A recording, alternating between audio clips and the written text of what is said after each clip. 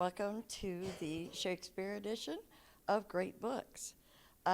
Great Books mini lecture here. Before we start, I'd like to thank Michael wrote this down for me so I don't forget.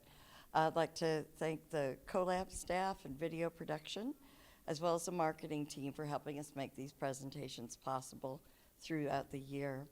We'd also like to thank our speakers, and thanks to all of you for supporting the program, whether you're here in person or on Zoom or watching on the video later. Please remember that all past lectures are archived lovingly, he says, on our YouTube page. Today's lecture continues our endeavor each April to commemorate Shakespeare's birthday. Steve Werkmeister is a professor of English here at Johnson County Community College. He began teaching for JCCC 20 years ago. He holds a Bachelor of Arts in English and Medieval Renaissance Studies from the University of Nebraska, and also completed his graduate work there with a focus on Shakespeare and Langham's Piers Plow. Steve has taught a number of courses at JCCC, all levels of composition, courses on Shakespeare, Latinx literature, world literature, and British literature. Steve is a vital presence in our department in every way you can interpret the word vital. As you can see, he is comfortable in any of the courses and serves on several departmental division and college level committees. When he's not teaching, you'll probably find Steve writing and reading. This is the third installment of the Great Books April edition with Steve that focuses on Shakespeare. Each time we have asked him to tell us something about himself to introduce him properly. Each time he gives us a running gag, so we just didn't ask this year. But he will be doing a song from his upcoming musical version of Macbeth. No. Today's presentation covers Macbeth. Of the play, Steve says the following. First, it is his 11th favorite Shakespeare play.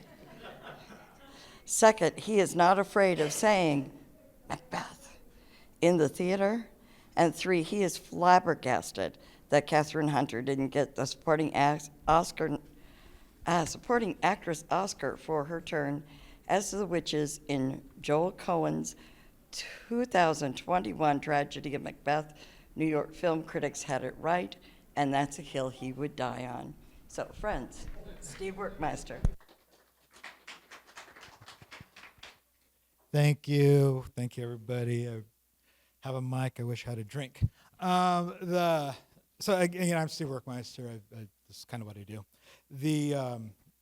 And Macbeth, I guess one thing that's kind of different with Macbeth than the last couple is I've been reading. I've known about Macbeth. I think the first time I saw like anything with Macbeth, I was in elementary school.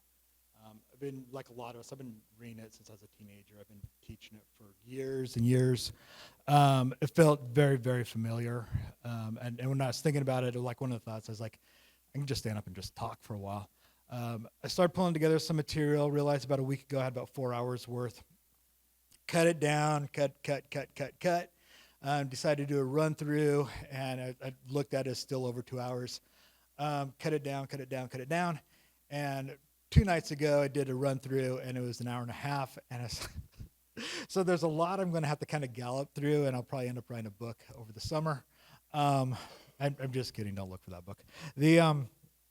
There's a World Cup this summer, so I'm not doing much.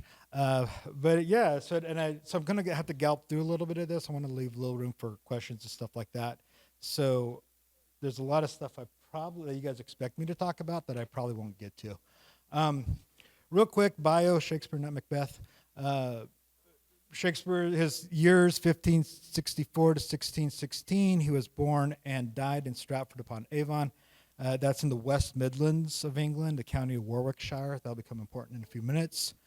He wrote stuff, owned stuff, had a family, and he's been making students cry for over 400 years.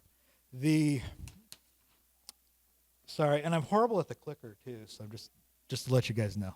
Okay. The 3/4 of Shakespeare's life was lived under Queen Elizabeth I, the last quarter under James I of England, the 6th of Scotland. James's mother was Mary, Queen of Scots. She had a very adventurous life, or I guess the first half of her life. probably the important thing is their second husband was Henry Stuart, Lord Darnley. That was the father of James. Okay, when James was still a baby, Lord Darnley was murdered and his house was blown up. Right. And that I think that partly that's important because I think in a sense then when the Gunpowder Plot comes along later on, right? He's probably where they try to blow up Parliament and kill the king. He's probably thinking of his father, right? This is how my father died, and so that might kind of like some of his reactions and stuff like to it might have been addressed by that. The next year, his mother marries the main suspect of his father's death. It's a little bit too much for the Scottish, so she abdicates. Then actually they both end up in prisons in different countries and being either dying or being executed in those countries. James becomes king of Scotland at the age of 13 months. James was raised Protestant. That's really about the only reason he became king of England. Right. Well, not really the only. He was actually, there's related, but he was raised Protestant. He marries Anne of Denmark in 1589. They're happy for a while. I just described a lot of marriages. They're happy for a while, right? It's a very, very short while. Within about 5 years, they're living totally separate lives, right, and stuff. James was actually James was probably bisexual, or at least bisexual. He was, and he really, I think he saw Anne as more kind of a baby maker, right? So, which wasn't terribly unusual at the time. James considered himself a philosopher king. He writes books on witchcraft and governance, and he also bankrolls the authorized version of the Bible, the King James Version, right? So he's one of the first leaders to stick their names on a Bible. In 1603, Elizabeth dies. Now, Elizabeth was cousins to James' mother, Mary. Okay, so that's kind of how James gets in there. James accepts the English throne. 1605, okay, so 2 years after he gets to London, the Gunpowder Plot. That was attempted domestic terrorism. The disaffected Catholics had stored 36 barrels of gunpowder under the House of Lords, and they were going on opening day of Parliament when the House of Lords was in full session, when the Commons were there, when the king and his family were all there. They were going to basically light the fuse, right? It would have decapitated the leadership of England. Okay, the idea was we kill everybody, and then we take over and restore England back to Catholicism. Okay, if any of you guys have, Margaret Atwood uses this in *Handmaid's Tale*, right? So the face of the Gunpowder Plot, of course, is Guy Fawkes. Right? Well, he's kind of like entered pop culture and stuff like that. The brains, though, was Robert Catesby. Right? Robert Catesby was the son of Sir William Catesby. And what happened is basically what the English authorities find out, or the story is the English authorities find out right before the Gunpowder Plot. They burst in right when Guy Fawkes is bending down to light the fuse and stuff like that. There's a lot of questions about that. Even at the time, people were like, really? That seems a little too cinematic, especially for 1603. And there were some questions, right? It's like, did they actually get that close, or was it just like this is the narrative, right, that they want people to put out? Because it's immediately turned around to James is God's chosen. Look what happened with the Gunpowder Plot. Look how God intervened and all that stuff. The standard line we use, and I've been using this for like 25 years. The standard line we use when we introduce Macbeth goes something like, using historical sources, Shakespeare writes Macbeth in 1606 to curry favor with the Scottish king who was into witches and was nearly the victim of regicide. It combines stories about his ancestors and current events, including the Jesuit practice of evocation. Sorry about that. And that's just something I've been saying for years. And it's kind of one of those things. I guess I really like this opportunity because it forced me back into the play, right? Because honestly, you kind of get to the point after a few decades where you just kind of like cruising on what you already know, you know. And so I really started kind of digging into it. And so just a few problems I have, again, with that standard line. The one is we kind of assume, we always talk about, well, Shakespeare's source was Holinshed's Chronicles. And we kind of forget that history isn't history then isn't the history we assume now. Right? They weren't necessarily really concerned with facts and stuff like that. And the question, that I never even really thought about too much was, where did Holinshed get his information from? Right? So Holinshed got his information from Boyce. So Holinshed wrote in 1587. He got his information from Boyce, who was 1526, 1527. Boyce got his information from two sources: Andrew of Winton, a 15th century writer, and John of Fordham, a 14th century writer. Macbeth lived in the 11th century. Okay. One of the things, again, that we talk about a lot is that the play is about that Shakespeare writes this play in order to curry favor with the king, because it's about his ancestors, Banquo and Fleance. Banquo and Fleance don't even show up in the historical record until Boyce. Right? And nobody knows where Boyce got them from. Right? All of a sudden, he's just inserting these names.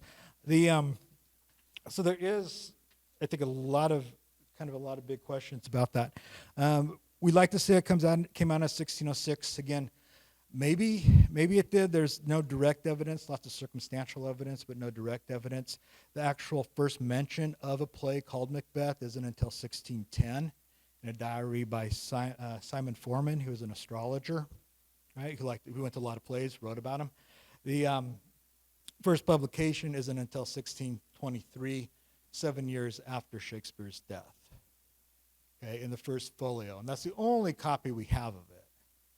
And it's obvious that it was meddled with, or at least they changed. Basically, the plays belong to the play company, so they could change them and stuff as they wanted to. So it includes things like a couple songs from Middleton's The Witches, right, that they just kind of stuck in there. There's at least one or two scenes where it's like, this obviously isn't Macbeth, right? There's a really weird scene, I think it's usually cut in most productions, where it's basically they break into a song and dance, how the witches do, right? And they're dancing around, and it's like, okay, that doesn't really fit, but it fits what Middleton liked. So we kind of assume that a lot of this was rewritten by Middleton. So we're not exactly sure, right? 1606 sounds right, but we're not exactly sure, and we don't know actually if it was 1606, what came out, right? Then the witches thing. James was into witches. Like I said, he wrote a book, Demonology, in 1597. He liked to attend witch trials. He liked to interview witches. Right? He would talk to them. James was basically the driving force behind one of the first really big witch trials. Over 100 people were accused in North Berwick trials in the early 1590s. Okay? And that kicks off this kind of craze in the Scottish, English, American world for these mass witch trials, particularly in Scotland. It doesn't end until Salem, Massachusetts, 100 years later. They use torture a lot. James, though, admitted to his son, you can't trust torture. Right? It's 10 years late. But he's like, yeah, you really can't trust torture, because of the obvious. People will say anything they think you want to hear to make you stop. Right? They just want the pain to stop, right? And so they'll start naming names and all that stuff. It doesn't mean it's true, What happened at James, one thing that we kind of forget or we kind of gloss over, James believed in witchcraft, but he also pardoned a lot of witches. Right? He talked to them. He read the trials things. He's like, no, just stop. Right? This person's fine. So the witches thing is kind of interesting. The other part of it, though, too, is, and part of this is because as soon as we say Macbeth, everyone goes to witches, right? The word witch is never uttered in Macbeth. Right? Nobody ever says the word witch, right? Which is really, really fascinating. We get the word witch in the stage directions and in the speech prefixes, but we don't know who wrote those, right? We really have no idea. Holinshed never mentions witches. His description of the women were 3 women in wild and strange attire resembling the creatures of elder world. Right? And the Macbeth and Banquo in Holinshed's Chronicles They treat it as a joke, right? And it's only later when actually the women are connected to the weird sisters. That was the spinners of fate. You find that in Greek mythology and Norse mythology, right? But they were, and that's where we get the weird sisters thing from.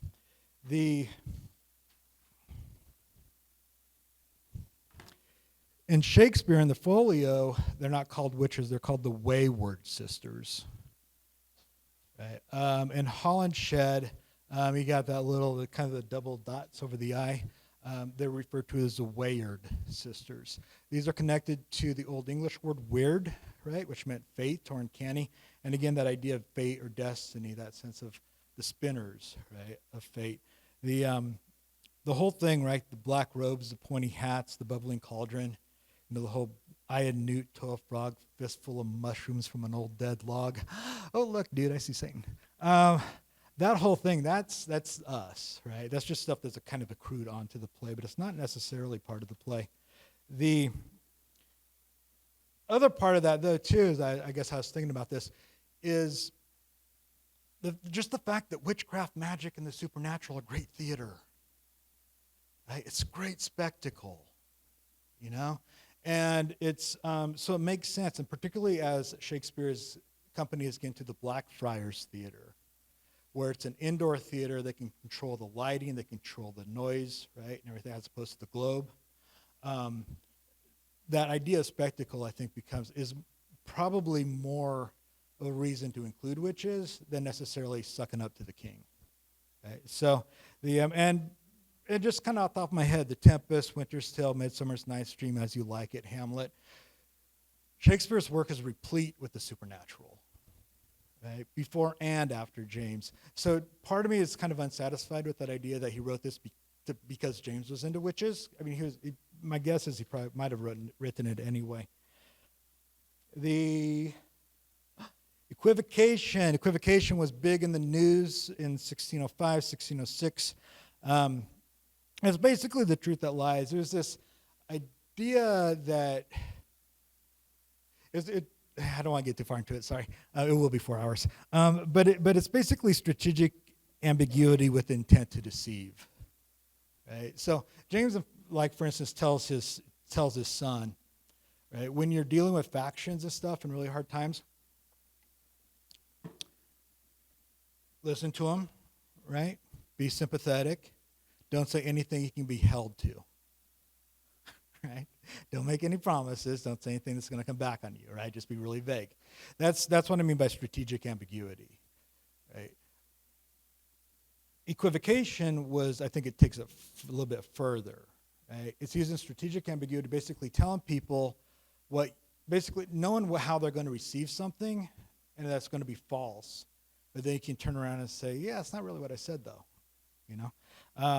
So that was a really, really big thing within during the time. And the thing is, though, it comes up during the Porter season. He talks about the equivocator in hell, right, and stuff like that. Some people connect equivocation with the witches, which I'm not sure if their intent is to deceive. You know, so I'm not really. That's one of those that I was like, yeah, I don't know about that path. Let's go back to the Gunpowder Plot. So remember, the Gunpowder Plot is an attempted domestic terrorism. They're trying to decapitate the leadership of England so they can go back to Catholicism. Now, Robert Catesby, as I said, was the brains behind the Gunpowder Plot. It was his idea. He's also from Warwickshire. Right? In fact, Robert Catesby was born in Henley in Arden. It's less than 20 miles from Stratford. He was only 8 years younger than Shakespeare. Right? He was the son of Sir William Catesby. Sir William Catesby was buddies with John Shakespeare, William Shakespeare's father. They had business dealings. Right? The Catesbys were open Catholics at a time where it was actually illegal to be Catholic. John Shakespeare, we have some evidence, is probably a secret Catholic. Right? And I kind of want to bring this back because after the Gunpowder Plot, every Catholic in England is suspect, right? Especially Warwickshire Catholics. And I imagine that would have been a really, really, really dangerous time for Shakespeare. His family has connections to this family who almost did this horrible thing. And so some people argue that Shakespeare wrote Macbeth to distance himself from it, right? There's kind of his Godfather moment, right? It's my family, Kate, it's not me. But also, the part of me is like, why would you draw attention to it? You know, if that's the reason. That, again, for me, I just kind of had a lot of questions about that. Where I decided finally, like a couple nights ago, where I wanted to land with all this is a couple things. Macbeth has never felt like a tragedy to me, right? I mean, like Hamlet, I feel bad for Hamlet. God, I still get tears with King Lear, which is kind of embarrassing, right? Because it's been like 40 years. It still kills me. The Macbeth, it always felt like, oh yeah, you screwed up and you got what was coming to you. You know, what'd you expect, right? So it never really felt terribly tragic. It felt just more like justice. And the other thing that I always kind of wondered about with Macbeth, and it's kind of like Richard III, he seems to lose his mojo as soon as he gets what he wants. Right? You look at Richard III, you like compare the speeches Richard III had in Act 1 and Act 5. That's a totally different person. Right? By Act 5, he's going through the motions. You know? And the same thing with Macbeth, right? Macbeth is pretty engaged until he gets what he wants, right? Until he becomes king. Once he becomes king, he starts shutting out his wife. They had probably the best marriage in Shakespeare. I mean, they killed people and stuff, but they were like really into each other. They knew each other's buttons. They pushed each other's buttons, right? They were together. He starts shutting her out. He starts lying to her after he becomes king. He quits telling her stuff. He has his only friend in the play murdered and tries to murder the friend's son. He has the Macduff family, an associate. He has their family slaughtered. Right? He just kind of goes nuts. And honestly, he feels manic depressive. And I wonder with that and Richard III, that whole sense of like Teresa of Avila, right, and the answered prayers thing. More tears are shed over answered prayers than unanswered ones. Is it just kind of that? The part of it, though, too, I think, is that what happens is Macbeth commits two of the oldest sins that we have, two of the oldest transgressions that we as humans have. Regicide, right, first, the killing of the king. Medieval Renaissance times, they're built on these structures, often invisible structures, right? Where basically there's a place for everyone and everyone has their place, right? And you don't mess with that. You have the divine right, the chain of being, this hierarchy from God to rocks, right? And you do not mess with that. You don't kill the king. That's just an absolute, right? They even said, right, if you have a bad king, suffer through it because that's what God wants for whatever reason, right? So, and I was thinking, that's actually just last night, right? That's really kind of what kicked everything off within at least Judeo-Christian mythology.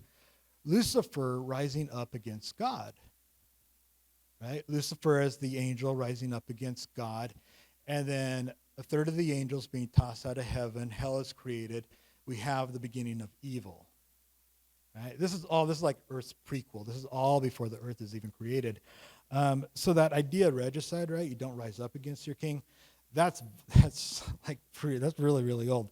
You just don't break ranks. And what happens when Macbeth does, the laws of nature break down, right? The night has been unruly. Where we lay, our chimneys were blown down, and as they say, lamentings heard in the air, strange screams of death and prophesying with accents horrible. Some say the earth was feverish and did shake.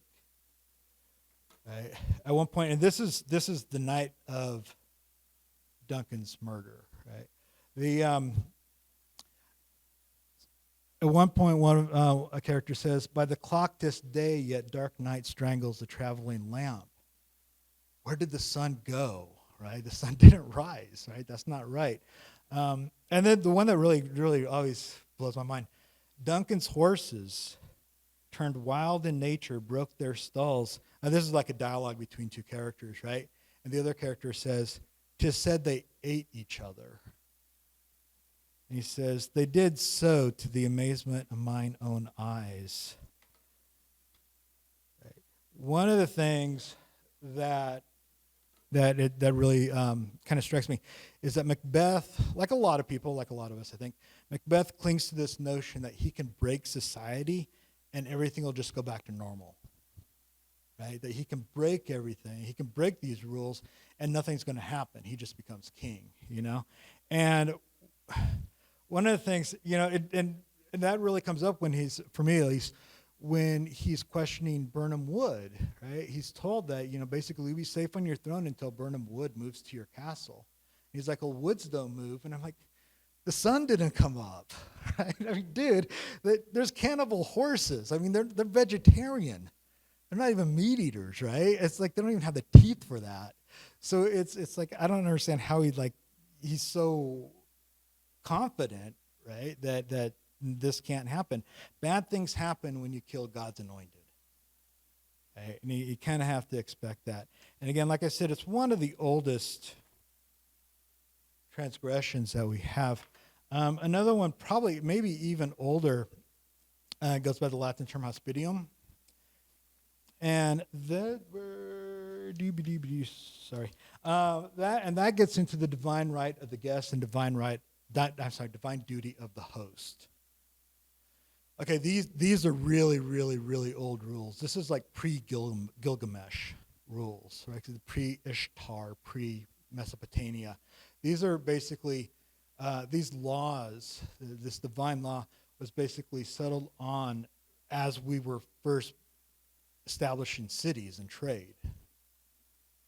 And part of it was because there weren't inns or hotels, right? When you're traveling, especially as you're, like if you're a trader, when you're traveling, you either sleep outside or you find somebody's home, right? Someone will open the door to you. So there were all these obligations and stuff like that. And of course, you'll be tested. So Zeus in Greek literature, right? Zeus Chanos, one of the aspects of Zeus, he exists to avenge the wrongs done to strangers, right? If you do something wrong to strangers, he'll come. The Greek stories, Greek Roman stories, are replete with these stories of people taking in strangers and finding out later that they're actually gods, right? We see the same thing in the Old Testament, right? People bringing in strangers and finding out that they're angels or messengers from God later, right? And part of that was test, and that goes all the way. 19th century, Martin the Cobbler. Right? He finds out that these people he thought he was helping were actually Christ in disguise. Woody Guthrie has a song, Pretty Boy Floyd. It's the same thing. People take in a stranger, they find money for their rent or their mortgage and stuff underneath their table after he leaves, and they realize he's Pretty Boy Floyd, right? The outlaw. So this is something that goes way, way back. And it was something, like I said, wasn't questioned. The idea was that someone knocks on your door, you take them in without question. Right? You take care of them. The hosts were expected, the duties and obligations, the hosts were expected to offer bath, food, and drink. Okay? So again, look at the Bible. It's full of people washing their feet or getting their feet washed. Okay? It's still now even, right? I think for a lot of us, and it's just an instinct. I don't think we even think about it very much, right? Somebody comes over, usually what's the first thing we ask? Can I get you anything to eat or drink? Right? This goes back like 10,000 years. This is deep in the bones of humans, this obligation towards the stranger. And the guests were expected then to offer friendship and reciprocity. Right? So you basically treated someone as a friend, and yeah, hey, you're ever in my neighborhood, right? Come by, we'll eat and drink. You can wash your feet, whatever. So and it's based on respect and protection. It's not like Airbnb, right? You come into my house, you don't mess with my stuff. You accept the food that you get, the drink that you get, right? I'll offer you protection, right? As much protection as you need. And again, we see that kind of all over. We know that from ancient times. And of course, Macbeth himself knows that. He says, talking about his king, he's here in double trust. First, as I am his kinsman and his subject, strong both against the deed. Then as his host, who should against his murderer shut the door, not bear the knife myself. Right? And like I said, this is something that's really, really deep. So a lot of our oldest stories are based on these violations of the guest-host relationship. Laius takes shelter with a neighboring king. He rapes and kidnaps the king's son. He gets a curse on him. Now Laius's own son later on is Oedipus. Right? His granddaughter is Antigone. We know what happened to them. Right? They're playing out this, and basically what happens to them, they're having to play out this curse that their forefather had brought upon the family because he messed up that host-guest relationship. Paris joins Menelaus and steals his wife Helen, takes her back to Troy.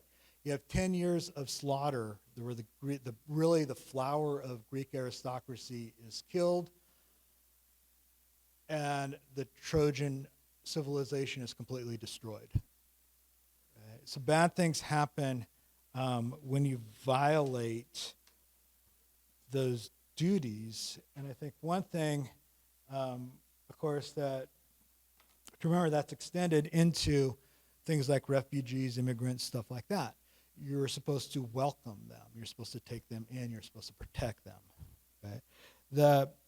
So a lot of again, as I'm rereading this and thinking about this over the last few months, one of the things that really jumped out at me is that, and I hadn't really thought about it, because every time we think about Shakespeare and depression, we immediately go to Hamlet. Right? I think Macbeth is also depressed. Right? I think he realizes what he's done. He's made these major errors. But the difference is really weird.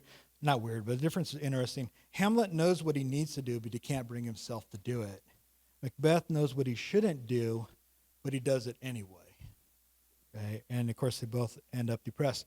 I don't know, and those of us who've gone through depression, especially major depression, right, I think we recognize a lot of this stuff.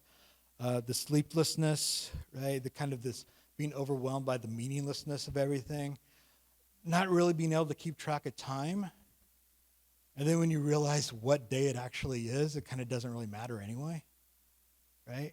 Because it's just another day. Macbeth says, "Methought I heard a voice cry, sleep no more. Macbeth does murder sleep." Right? And he tells us later, and this is after he becomes king, "Again to be aweary of the sun and wish the estate of the world were now undone." Right? I wish the whole thing just melted away. You know? He's really, really not in a very good place. And he's shredded internally, I think, by his acts. And what I would say is by committing these two big sins. He's really shredded all the way through. About halfway through the play, and this is something that's kind of shocking to me, at least. They got what they wanted, right? They're on the throne. And in in 3:2, both Lady Macbeth and Macbeth admit they wish they were dead. Right? She says, "'Tis safer to be that which we destroy than by destruction dwell in doubtful joy." Right? And then he comes on and says, "Better be with the dead whom to gain our peace we have sent to peace than on the torture of the mind to lie in restless ecstasy."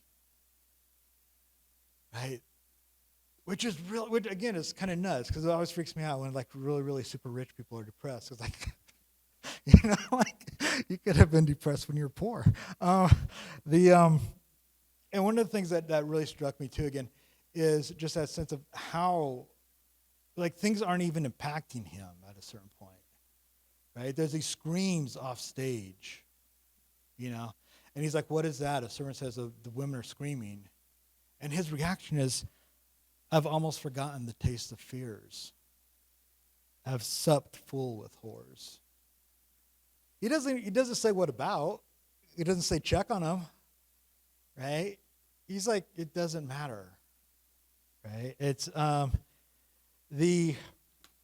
he's told then, and we get to probably the most famous speech of the play. He's told then, "Your wife is dead." That's why they were screaming, right? Your wife has died. And again, this is very much, I think anyone, again, who's been through big depressions recognizes this reaction, right? He's told his wife is dead. His reaction is, she should have died hereafter. There would have been a time for such a word. Tomorrow, and tomorrow, and tomorrow. Right? It doesn't matter when.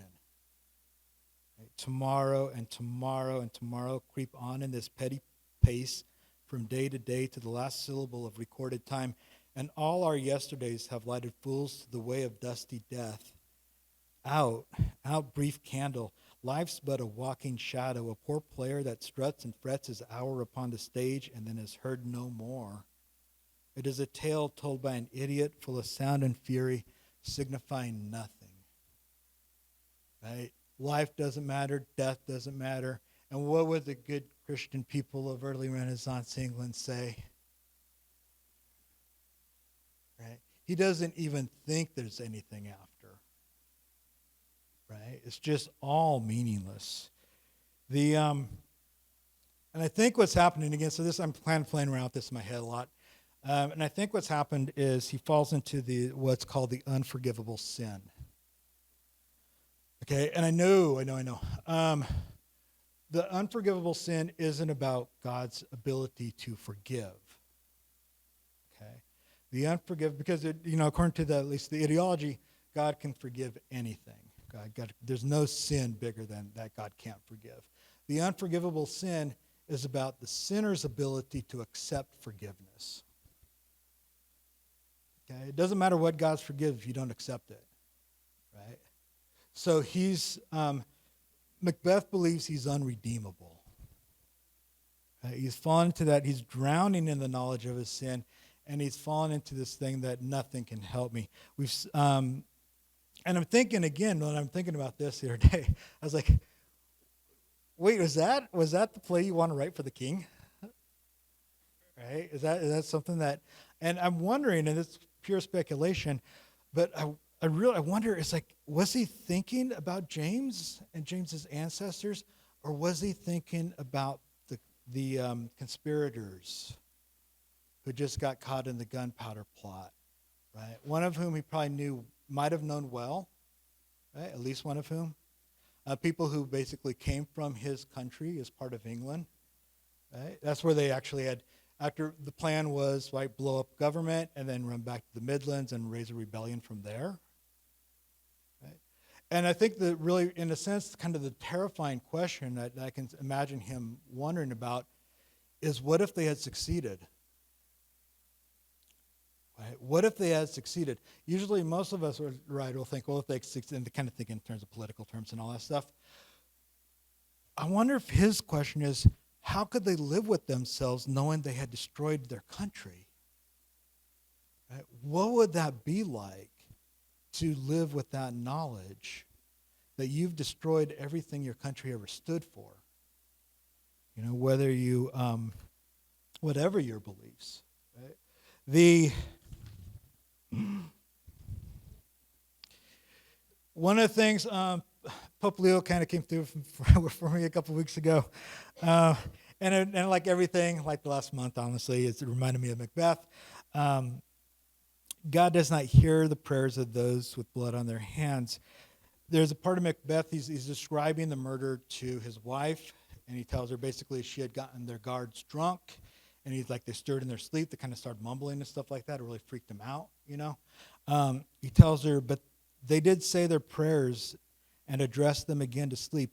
One cried, God bless us, and amen the other, as if they had seen me with these hangman's hands. Listening to their fear, I could not say amen.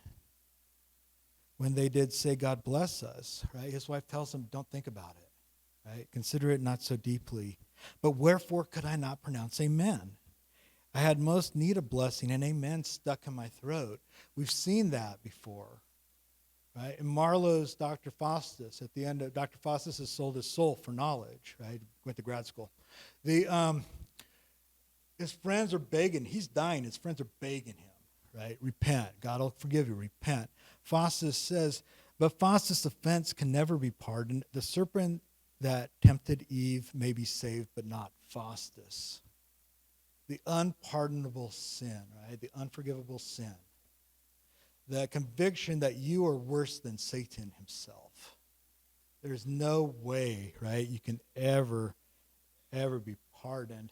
And part of me is like, kind of a sense of why. I'm really kind of last few years been obsessed with the idea of ritual.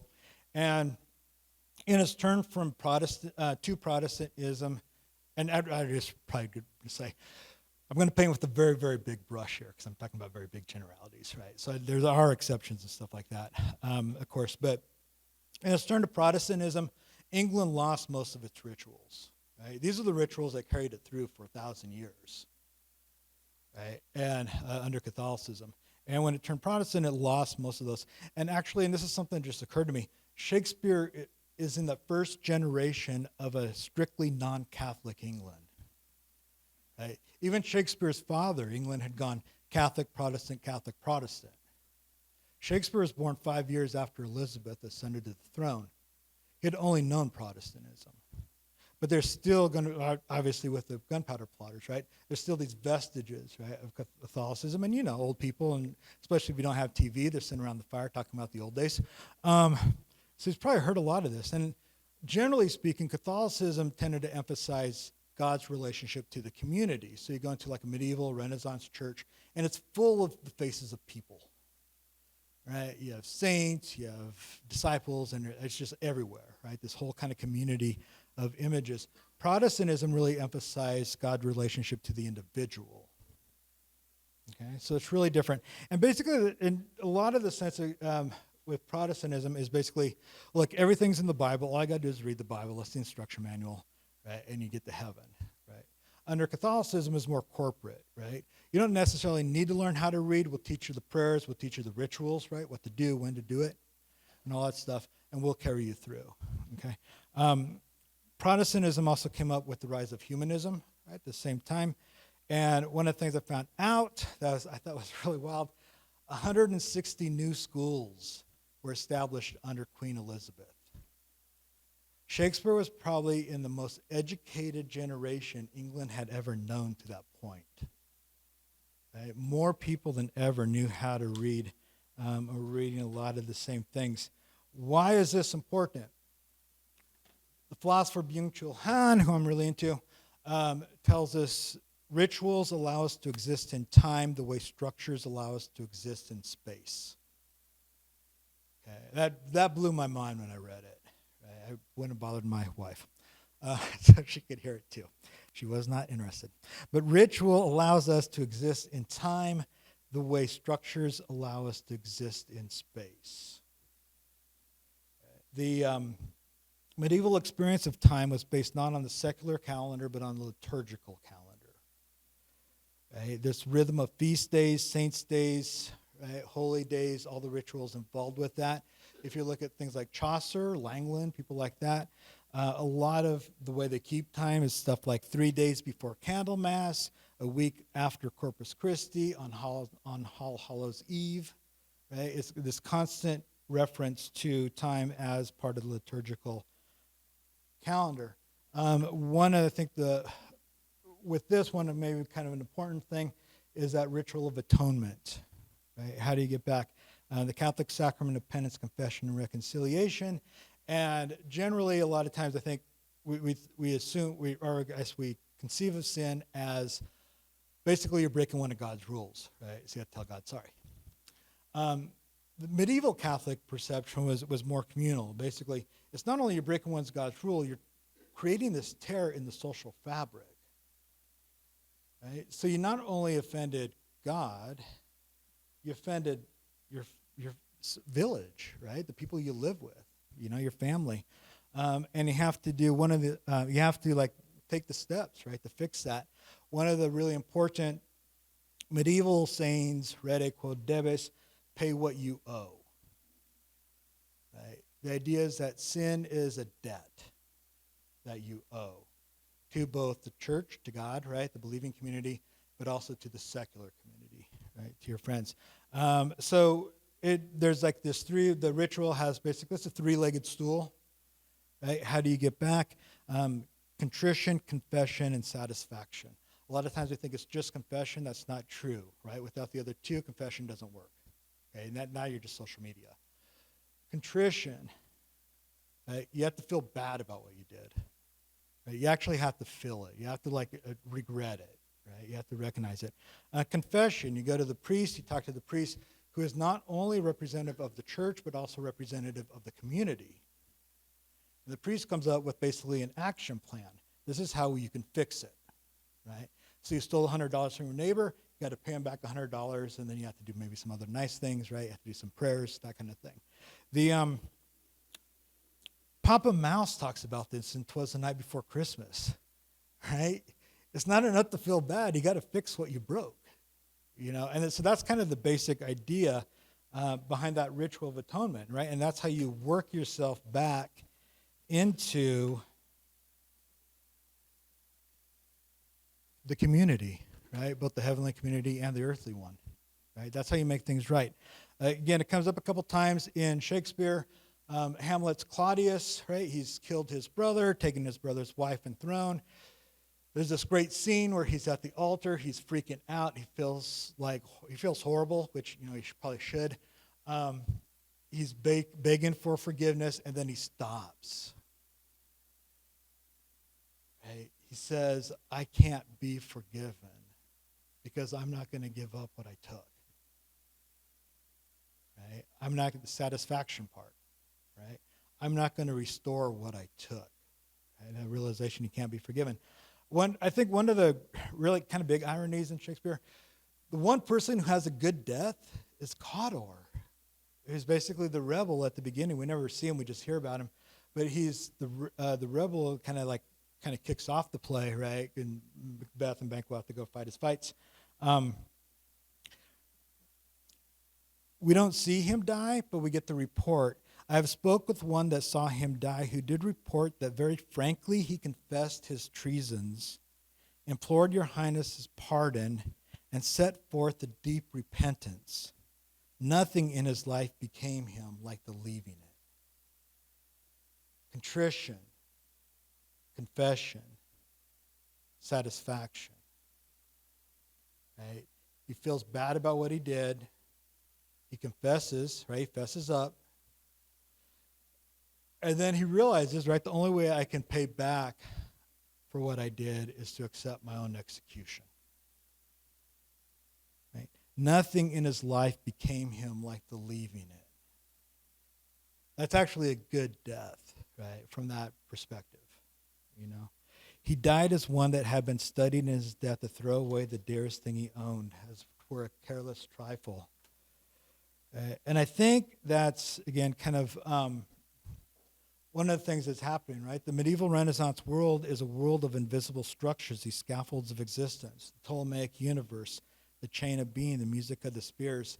What happens when you remove those structures? Right? For at least some people, I'd say like Macbeth, you become more sure of your own damnation than of your own redemption. Right? That the Catholic world, those rituals had given us steps, ways to get back, right? Back into the good graces, ways towards atonement. In a way, Macbeth feels he doesn't have those. Right? So all he's left with is guilt, and he becomes more and more sure of his guilt.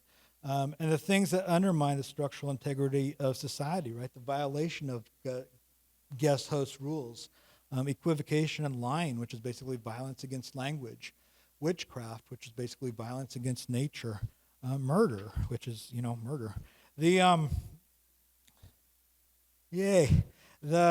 Sorry, actually, that was for me. I did write out one part of this. It is our predilection to err and our subsequent guilt, that internal recognition that we have messed up, that makes us human. And Macbeth is so very human. His tragedy is that after his encounter with the wayward sisters, he cannot find his way back to the heavenly and human community. Right? Perhaps in the wake of the Gunpowder Plot, this is Shakespeare's baby in bathwater argument. Right? Catholicism, imperfect as it was, or maybe imperfect as the people who occupied its offices were, offered a structure for forgiveness and atonement. But Macbeth has cut himself off from God and man by letting his guilt define him, by damning himself to a hell of his own making. And finally, after decades of living with this play, I think that was what the tragedy is. He's a guy who lost his way and he can't figure out a way back, except death. I just throw out one last thing, partly because I just noticed it recently, but Macbeth doesn't have to leave his castle at the end, right? In fact, when the people are coming to kill Macbeth with their armies out of England, they assume there is for a siege. It's going to be a long siege, right? Which was good medieval warfare, right? You don't leave your defensive spot. He even says, right, there's no way we're leaving the walls. And then he changes his mind. And he puts himself in danger, right? Part of me thinks he wants death. He wants to die, right? Because he wants to be punished, because that at least tells you that there is some justice still in the universe. And it's almost more horrible, the idea that you got away with it and there's nothing there, So that's all I have, I guess, for at least prepared. Do you got any questions or anything you guys are thinking about, wondering about?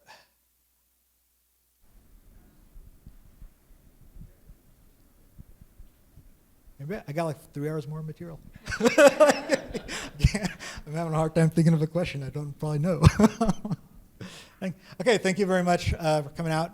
And definitely go see Macbeth this summer at Heart of America. So, and thanks a lot.